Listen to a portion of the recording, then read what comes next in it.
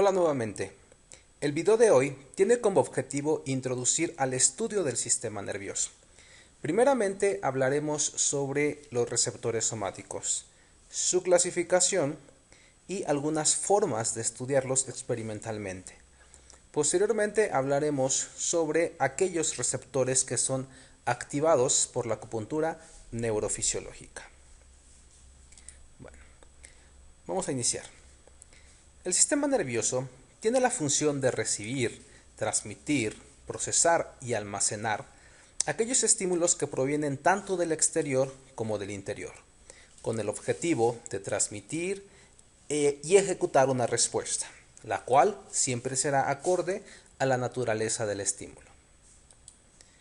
Para cumplir con estas funciones, el sistema nervioso se encuentra organizado en circuitos constituidos por los siguientes elementos: receptores, fibras aferentes, centros de integración o centros de procesamiento, fibras eferentes y los efectores. Los receptores son aquellas estructuras especializadas encargadas de recibir los estímulos que provienen tanto del exterior como del interior, para posteriormente ser transmitidos a través de las fibras aferentes hacia el sistema nervioso central. Una característica de los receptores es que tienen una capacidad para transducir los diferentes estímulos, como por ejemplo los estímulos luminosos, físicos, la temperatura, el sonido y aquellos estímulos químicos, en un lenguaje único que es exclusivo del sistema nervioso. Este lenguaje corresponde a las señales bioeléctricas, y estas señales se producen por el flujo de iones a través de los canales iónicos que se encuentran en las membranas plasmáticas de los receptores. Este flujo de iones va a generar cambios de voltaje que en términos electrofisiológicos se traducen como potenciales de receptor y posteriormente generan potenciales de acción. Los receptores se clasifican en función del tipo de estímulo, la procedencia del estímulo y la adaptación al estímulo. En lo referente a la procedencia del estímulo, tenemos a los exteroreceptores, interoreceptores y propioreceptores.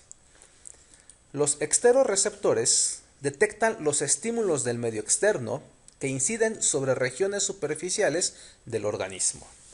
Entre estos tenemos a los receptores sensitivos cutáneos, los nociceptores que detectan estímulos potencialmente dañinos, los receptores auditivos, fotorreceptores, así como receptores al gusto y el olfato. Los interoreceptores detectan cambios en el medio interno, y entre estos tenemos a los varorreceptores que se encargan de medir la presión arterial, ¿sí? Los osmorreceptores que se localizan en el hipotálamo y que detectan cambios en la osmolaridad o en la presión osmótica. También tenemos aquellos que miden las concentraciones de oxígeno y dióxido de carbono. Los propioreceptores detectan los cambios de la posición del cuerpo en el espacio, y entre estos tenemos a los huesos musculares, ¿sí?, así como a los órganos tendinosos de Golgi. En función del tipo de estímulo, los receptores se clasifican en fotorreceptores, los cuales detectan la energía electromagnética, por ejemplo la luz, ¿sí?, y como ejemplo tenemos a los conos y los bastones que se localizan en la retina. Los nociceptores son receptores que detectan estímulos asociados con daño celular, ya sean estímulos químicos, estímulos térmicos o estímulos mecánicos. Y como ejemplo tenemos a los nociceptores polimodales que se encuentran en la piel, los nociceptores del músculo, articulares y también a los nociceptores viscerales. Los quimioreceptores son receptores que se encargan de sensar o de medir las concentraciones de sustancias químicas. Y como ejemplo tenemos a los receptores del gusto y el olfato, ¿sí?, que detectan estímulos químicos que provienen del exterior. O también a los receptores internos, como los que sensan la presión de oxígeno, la concentración de dióxido de carbono, o los osmorreceptores que miden la osmolaridad. También tenemos a los termorreceptores que detectan cambios de temperatura. Y como ejemplo tenemos a los corpúsculos de Ruffini que miden o detectan el calor, es decir, temperaturas entre 30 y 43 grados centígrados. O a los corpúsculos de Krauss que detectan el frío o temperaturas entre los 15 a los 30 grados centígrados.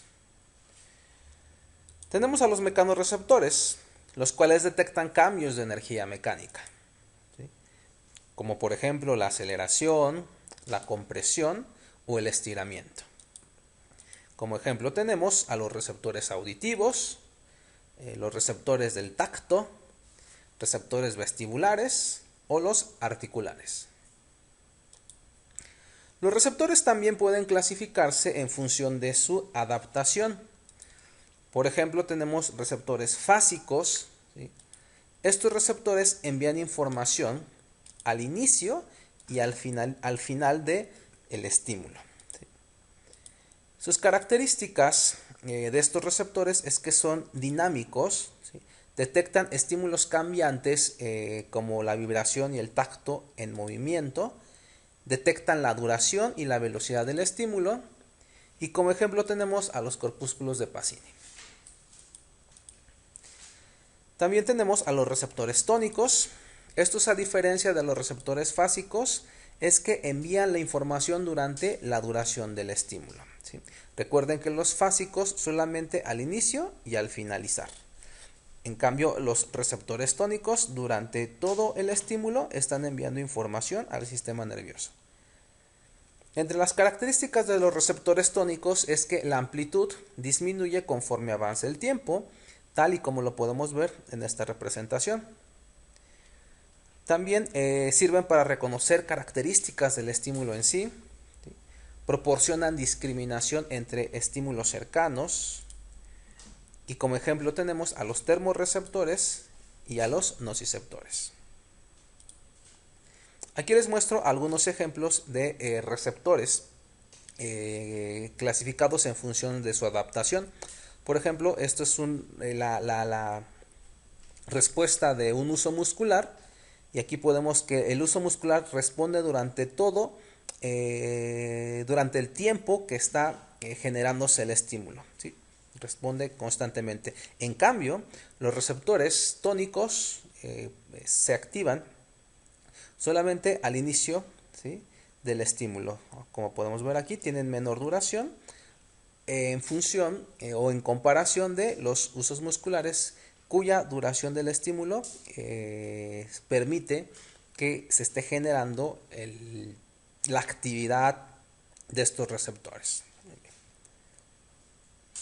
En resumen, los receptores pueden clasificarse en función del tipo de estímulo en termorreceptores, mecanorreceptores, fotorreceptores, nociceptores o quimioreceptores. En función de la procedencia del estímulo en exteroreceptores o interoreceptores. Y considerando la adaptación al estímulo en receptores fásicos y tónicos. Ahora abordaremos el tema de los receptores sensitivos cutáneos, debido a que estos son muy importantes en el estímulo que vamos a transmitir con la aguja, ¿sí?, a través de las fibras aferentes, y que posteriormente tal estímulo o tal información va a arribar hacia los centros de modulación o hacia los centros de procesamiento localizados en la médula espinal y en el encéfalo. Muy bien. En la piel vamos a encontrar diferentes tipos de receptores que se activan por el estímulo acupuntural. Por ejemplo, unos corresponden a los mecanorreceptores, y entre estos tenemos a los corpúsculos de Pacini, los discos de Merkel, los corpúsculos de Meissner, los corpúsculos de Krauss y los corpúsculos de Ruffini. Estos receptores detectan el tacto superficial o el tacto suave, ¿sí? También permiten detectar objetos deslizantes, ¿sí? La vibración, el estiramiento de la piel o la presión profunda, ¿sí?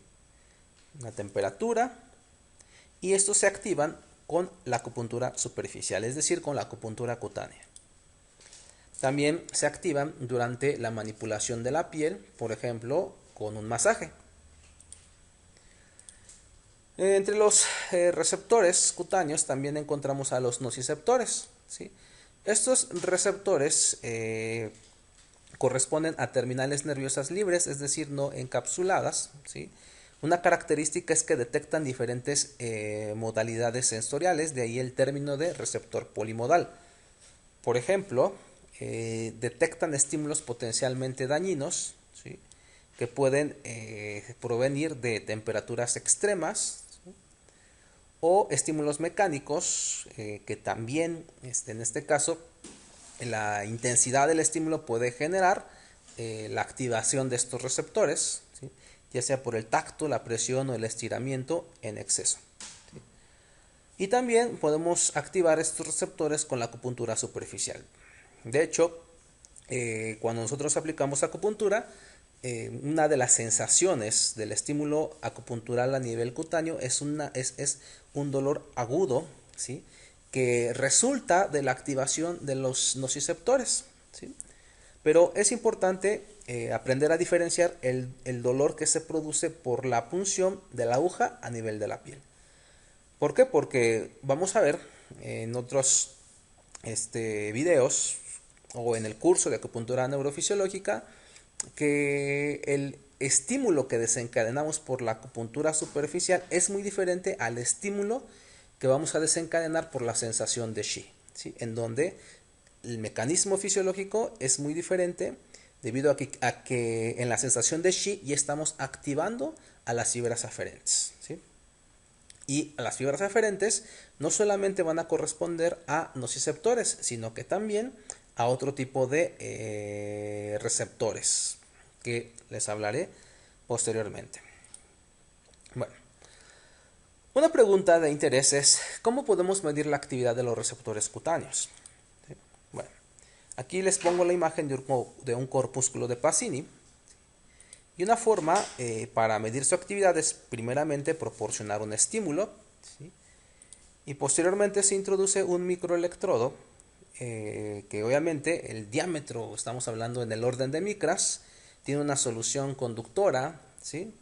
Y esta solución conductora permite que se puedan medir los cambios de voltaje que se generan tras la estimulación en el receptor.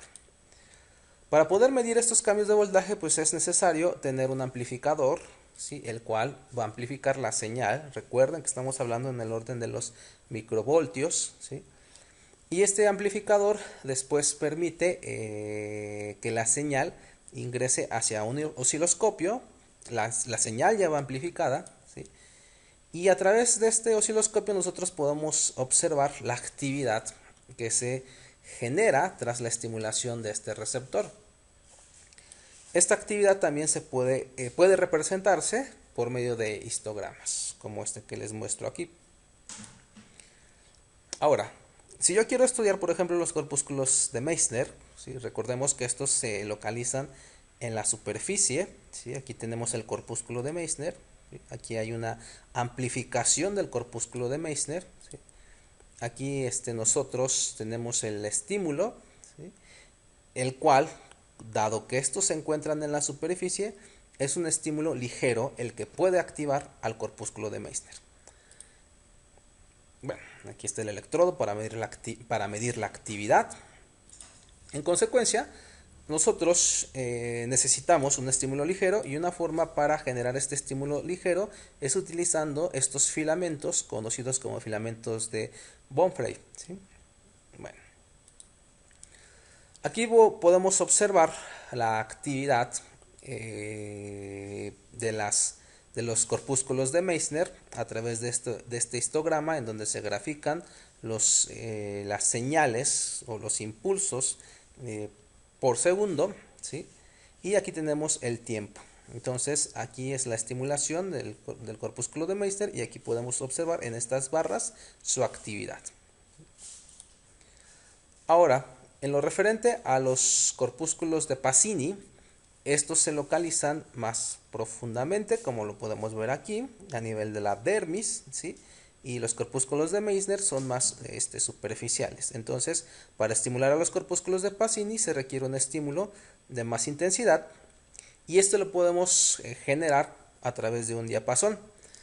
Entonces, se da el estímulo con el diapasón sobre la piel. Este estímulo de vibración se transduce hacia la piel y el corpúsculo de Pacini se activa.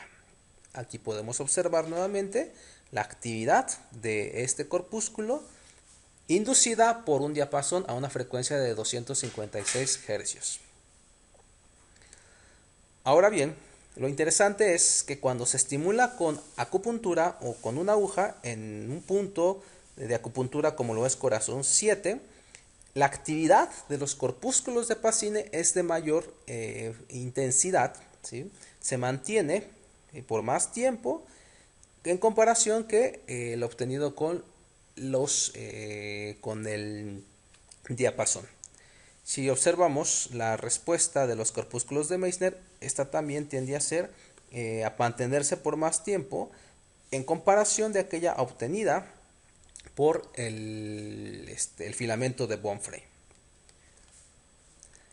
Estos estudios permiten determinar que la acupuntura, cuando introducimos la aguja y realizamos ciertas manipulaciones, se activan receptores cutáneos como lo es el corpúsculo de Pacini, corpúsculos de Meissner, sin descartar la actividad o la activación de otros receptores como lo son los nociceptores o las terminales de Ruffini, así como los discos de Merkel.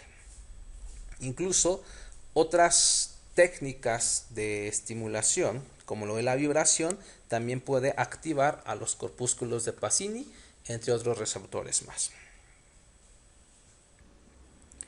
Entre los receptores musculares vamos a encontrar a los propioreceptores. Como ejemplo tenemos a los husos musculares. Estos van a estar constituidos por fibras intrafusales, así como terminales anuloespinales, es decir, fibras del grupo 1A.